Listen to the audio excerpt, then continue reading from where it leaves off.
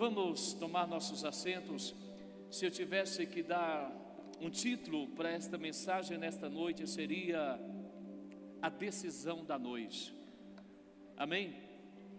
Eu estava preparando esta mensagem e eu poderia trazer dois temas. Seria a decisão da noite ou a síndrome de Judas. A minha oração é que o Senhor te revele Cristo nesta noite. Como eu sempre digo, não são as minhas palavras que trarão convencimento ao seu coração. Se Deus não ministrar ao teu coração, se o Espírito Santo não fizer a obra no teu coração, se o Espírito Santo não tomar você nesta noite, eu estaria aqui apenas perdendo tempo, mas a minha oração é que o Espírito Santo possa falar ao seu coração. Aleluia. Por que eu escolhi esse título, A Decisão da Noite? Porque se Jesus não for o centro das nossas vidas, se Jesus não estiver no centro do nosso coração, nós corremos o risco de falharmos. Por mais que haja anos que você serve a Deus, que você se entregou a Cristo, que você já desceu as águas, mas se Jesus não for o centro do teu coração, em algum momento da sua caminhada você vai falhar. Porque a nossa submissão ao Evangelho é que vai determinar o nosso final. Pois não importa como você começou, o mais importante é como você vai terminar a sua história de vida aqui na terra. Eclesiastes capítulo 7, no versículo 8, a sabedoria diz que melhor é o fim das coisas do que o seu começo, do que o seu princípio, do que o seu início, porque no fim a gente vai perceber como nós lidamos com questões da nossa vida, como nós lidamos com o nosso ministério, com os nossos relacionamentos, com o nosso casamento, com os nossos filhos. O fim vai dizer muita coisa. E o texto que eu escolhi é João capítulo 13, versículo 26, 27 e o versículo 30. Eu estarei trazendo em cima desse tema, a decisão da noite, sobre a síndrome de Judas, porque eu creio que isso vai reverberar dentro do nosso coração e vai fazer com que a gente reflita um pouco sobre o quanto de submissão a Cristo nós temos. E hoje é uma noite especial, é uma noite em que nos assentaremos à mesa com Ele. Amém? É a noite que comeremos o seu corpo e beberemos do seu sangue. É a noite que nos assentaremos à mesa do Senhor. É uma noite especial. Amém? É uma noite que nos reuniremos como família. Nós temos inúmeras famílias viajando. Hoje eu recebi tanta foto de gente acampado, pescando. Mas nós estamos aqui para nos reunir como igreja, como família, e nos assentarmos à mesa do Senhor e participarmos do seu corpo e do seu sangue. João 13, 26 e 27 diz assim: respondeu Jesus: é aquele a quem eu der o pedaço de pão molhado. Tomou, pois, um pedaço de pão e, tendo-o molhado, deu a Judas, filho de Simão Iscariotes. E após o bocado, imediatamente entrou nele Satanás. Então disse Jesus: o que pretendes fazer, faze-o depressa. Versículo 30. Ele, tendo recebido o bocado, saiu logo, e era noite. Queridos irmãos, aqui Jesus responde a uma pergunta. Alguém que está sentado à mesa com Jesus, quando Jesus abriu o seu coração com os discípulos naquela noite de quinta-feira, ele disse: um de vós há de me trair. Aí os discípulos perguntaram para Jesus: Senhor, é interessante quando estamos à mesa, nós olhamos para dentro de nós. Eles não perguntaram se seriam um daqueles, mas eles disseram: Senhor, sou eu. O outro disse: Senhor, sou eu. Aí Jesus responde e diz: não, é aquele que eu der o pedaço de pão, o primeiro pedaço do pão. O que eu acho interessante é que quando você olha para o contexto, no sentido normal, o primeiro pedaço seria um sinal de honra. É igual você, quando faz aniversário, sempre fica: para quem vai ser o primeiro pedaço do bolo? É justamente isso. O primeiro pedaço seria para honrar a pessoa, para dizer para aquela pessoa que ela era especial. E foi justamente isso que Jesus disse para Judas, como que pegando aquele primeiro pedaço do pão molhado, dizendo: Judas, eu quero te honrar, você é especial. Talvez tentando ainda alcançar as profundezas do coração de Judas, talvez ainda tentando ministrar ao coração de Judas, talvez como no último apelo dizendo: Judas, você é especial. Então esse primeiro pedaço de pão, ele diz muita coisa, ele fala muita coisa. E por mais escura que a noite fosse naquele dia, por mais escura que a noite estivesse sobre a cabeça de Judas, havia uma escuridão mais negra no seu coração. Haviam densas trevas na sua mente. Tanto é que o texto termina dizendo: e era noite. Eu imagino Judas saindo daquela reunião, saindo daquele cenáculo, adentrando pelas ruas escuras, com a sua mente tomada pelas trevas, com o seu coração possuído pelas trevas. E quando você pega o significado do nome de Judas, vem da raiz hebraica Judá, louvor, louvado. Então Judas, quando seus pais dão o seu nome a ele, era como se dissesse: esse garoto será um garoto de honra, será um garoto que vai louvar, que vai adorar, que vai glorificar o nome de Deus, que vai exaltar o nome de Deus. E quando a gente entra, se a gente estudar um pouquinho sobre os discípulos, se a gente entrar um pouquinho, fizer um exame mais íntimo da vida dos discípulos, você vai perceber que Judas era o mais correto da turma. Porque mediante um estudo mais profundo, a gente vai descobrir o potencial de maldade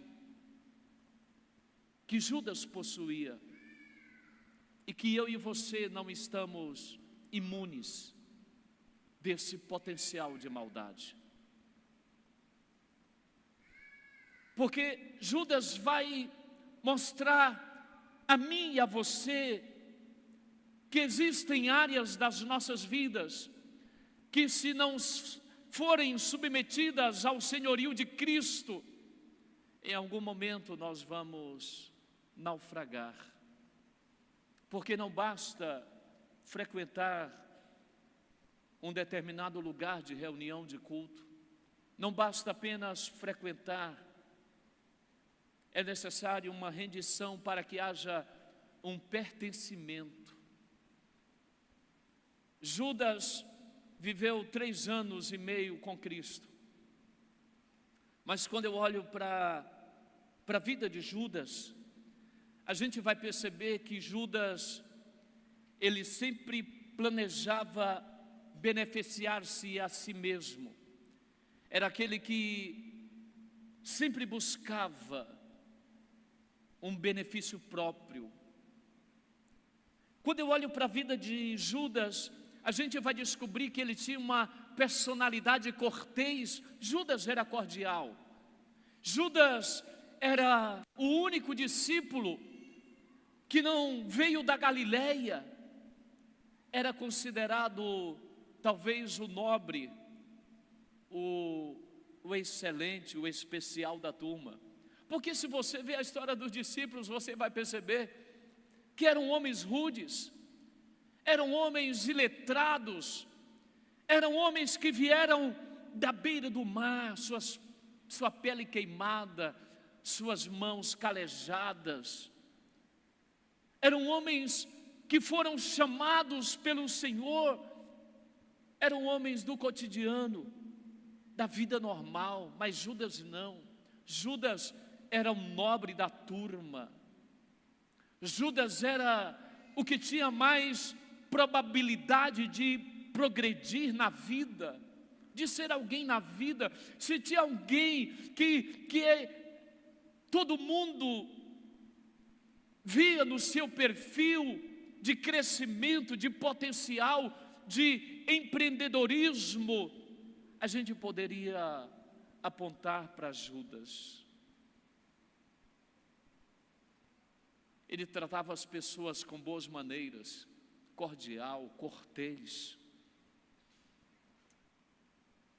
Os discípulos tinham Judas em alta consideração. Se tinha alguém que ninguém suspeitava que poderia trair a Cristo, era Judas. Pedrão era aquele cara hiperativo, sensível. Talvez alguém dizia: será que é Pedro que vai trair? Talvez alguém olhava para Tiago colérico: Senhor, vamos mandar fogo descer do céu para queimar aqueles que não andam conosco. Tiago era aquele colérico. Talvez alguém dissesse, se fosse o de nós, dizia: eu acho que Tiago vai negar, porque Tiago é colérico. Mas quando a gente olha para Judas,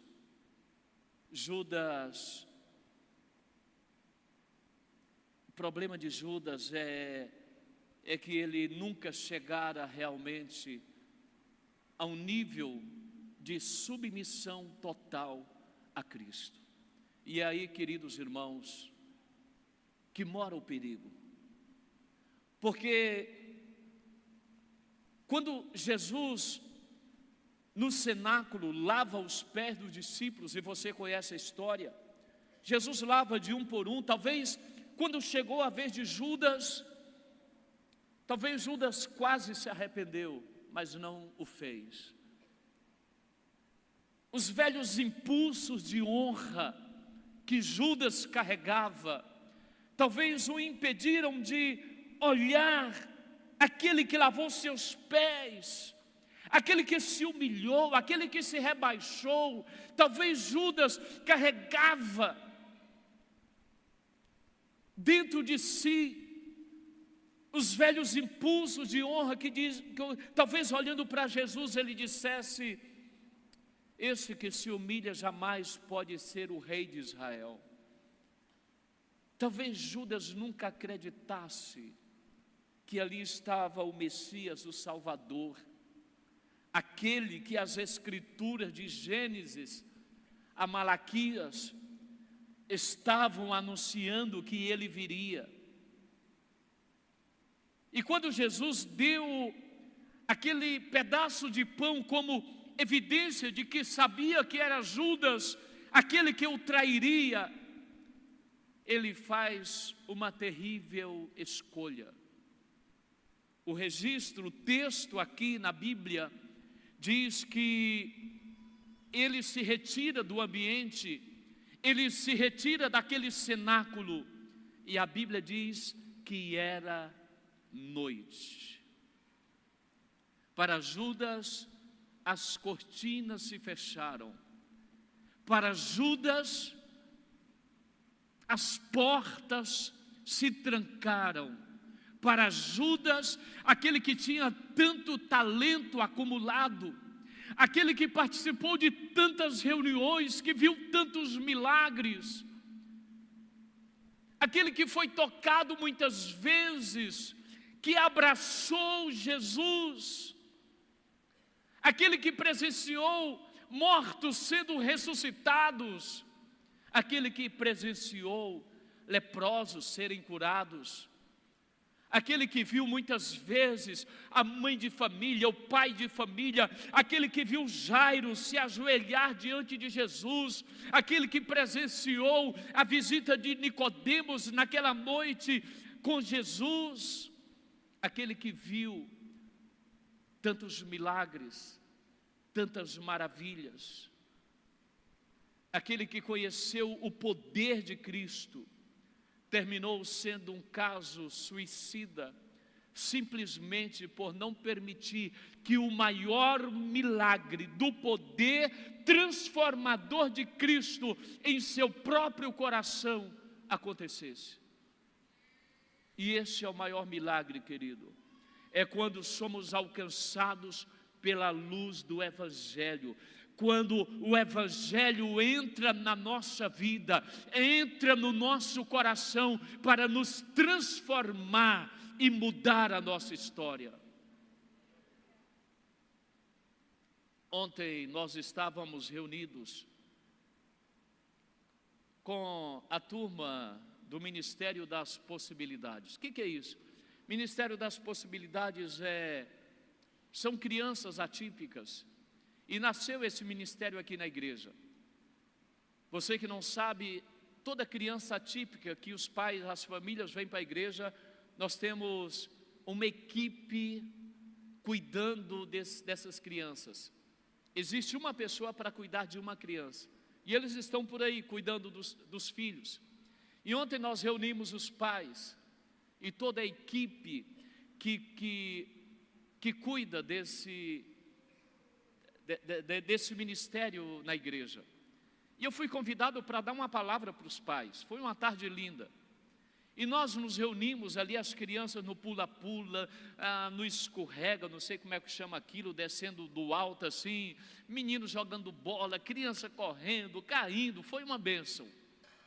E eu fui então reunir com os pais para dar uma palavra com os pais.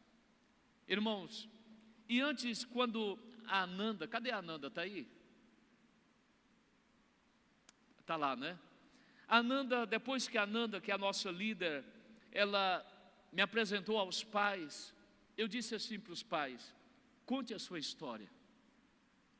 Irmãos, não precisei pregar.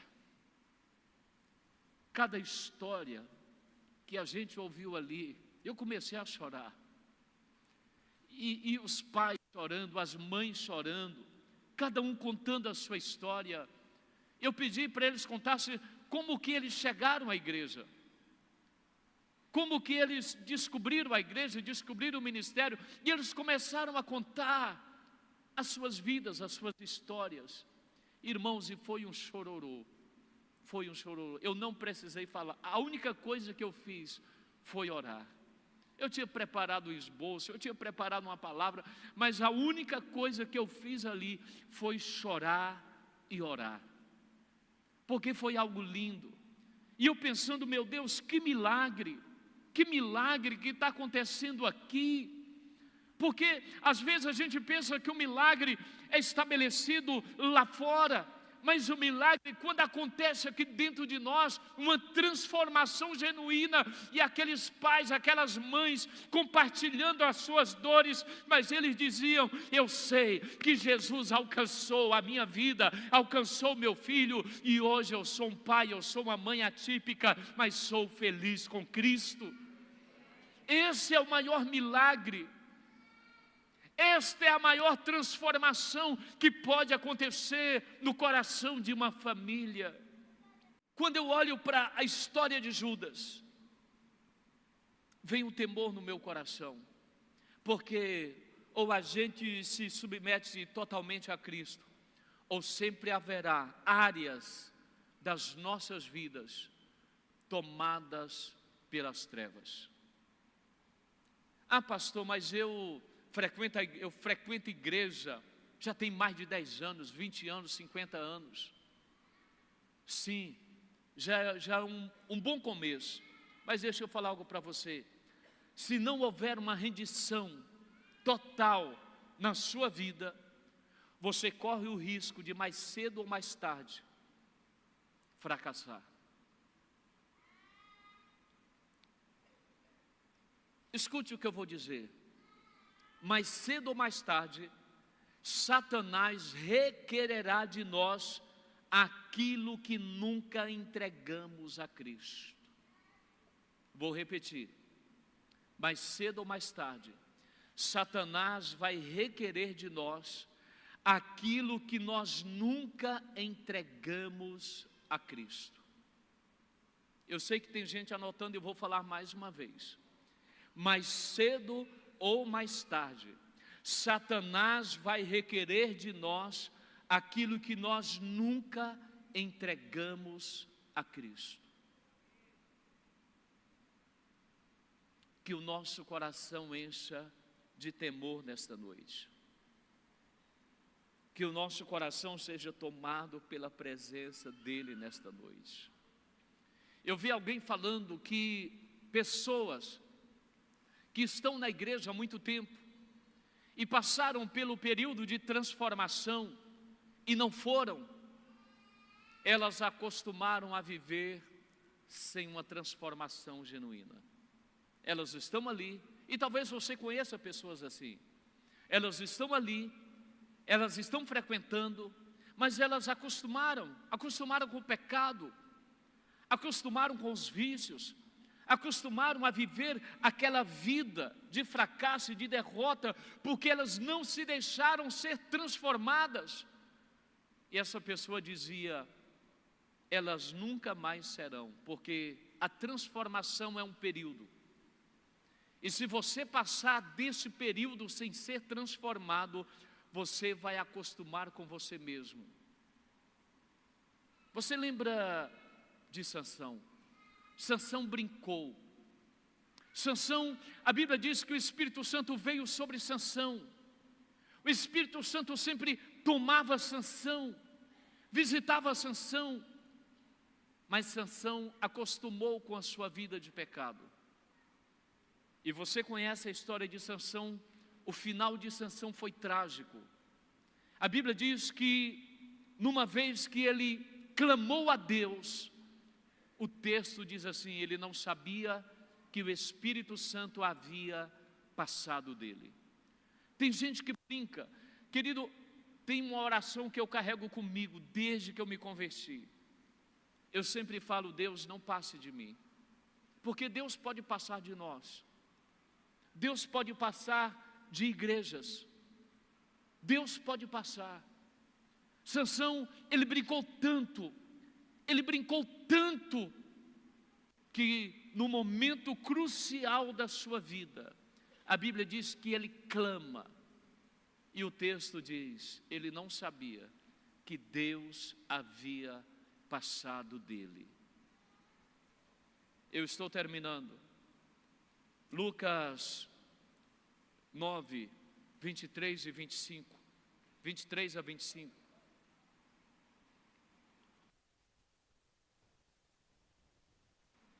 Dizia a todos, se alguém quer vir após mim, a si mesmo se negue dia a dia, tome a sua cruz e siga-me.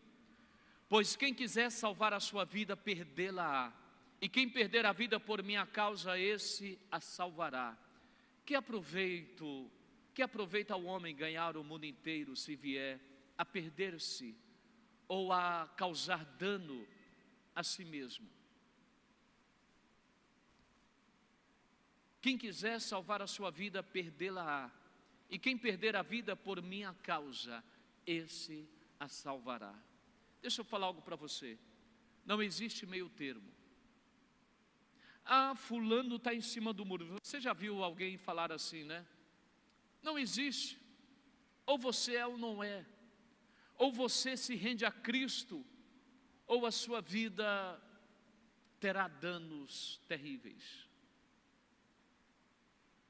Nós somos chamados como igreja a uma rendição a Cristo. Jesus precisa ser o Senhor da sua vida, da sua casa, da sua família. Não basta Ele apenas ser o Salvador, Ele é o Senhor.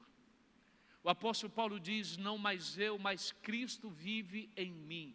E esse viver que agora eu vivo, vivo pela fé no Filho de Deus. Eu e você, queridos, somos chamados a uma rendição total a Cristo. E eu repito outra vez, mais cedo ou mais tarde, aquilo que nós não entregamos a Cristo, Satanás requererá de nós. Jesus está falando, se alguém quer ser discípulo dele, negue-se a si mesmo. Tome a sua cruz e siga-o. Pois quem quiser salvar a sua vida, perdê-la-á. E quem perder a sua vida por causa dele, esse a salvará. Que aproveita ao homem ganhar o mundo inteiro, se vier a perder-se ou a causar dano a si mesmo. A não submissão à cruz de Cristo traz danos terríveis às nossas vidas. Você sabe por quantas moedas de prata Judas vendeu Jesus, entregou Jesus? Quem sabe? Zacarias capítulo 11, versículo 12. Você sabe, Zacarias 11, 12 diz assim: eu lhes disse, se vos parece bem, dai-me o meu salário, e se não, deixai-o. Pesaram, pois, por meu salário 30 moedas de prata. Agora Mateus capítulo 27, versículos 9 e 10. Diz assim: então se cumpriu o que foi dito por intermédio do profeta Jeremias. Tomaram as 30 moedas de prata, preço em que foi estimado aquele a quem alguns dos filhos de Israel avaliaram, e as deram pelo campo do oleiro, assim como me ordenou o Senhor. Você sabe o que quer dizer 30 moedas de prata? Era o valor de um escravo. Judas tratou Jesus como um escravo, porque ele não entendeu, porque a mensagem não feriu o seu coração, a mensagem não entrou no seu coração. Nós corremos o risco de vivermos uma vida em frenesi, buscando bênçãos, correndo atrás de bênçãos. Eu não sou contra a bênção, pelo contrário. Mas o nosso problema é quando nós buscamos a bênção a qualquer preço, a qualquer custo, e desprezamos o dono da bênção. É quando a gente não entende ainda que igreja é o corpo de Cristo. Sabe, irmãos, quando eu falo igreja, eu falo de uma maneira generalizada. Se diz que o Brasil é um país cristão, mas por que não há transformação no Brasil? Porque a gente como igreja ainda não ocupou o papel que precisamos ocupar. Não é nenhum político, não é nenhuma autoridade que vai mudar esta nação. Só quem pode mudar esta nação é a igreja, através da oração. Porque foi ele mesmo que disse: se o meu povo, que se chama pelo meu nome, se humilhar, orar, me buscar e se converter dos seus maus caminhos, eu ouvirei dos céus, perdoarei os seus pecados e sararei a sua terra. Nós teremos uma nação sarada, curada, quando nós nos posicionarmos como igreja, lançarmos nossa boca no pó, clamarmos para que o Senhor comece a transformação por nós, mudar a nossa vida, transformar as nossas vidas como igreja, e entendermos que igreja não é apenas nos reunirmos aos finais de semana, mas quando nós sairmos por aquelas portas, sabemos que somos Cristo caminhando pelas ruas de Palmas, somos testemunhas do Evangelho, somos anunciantes da boa nova da salvação.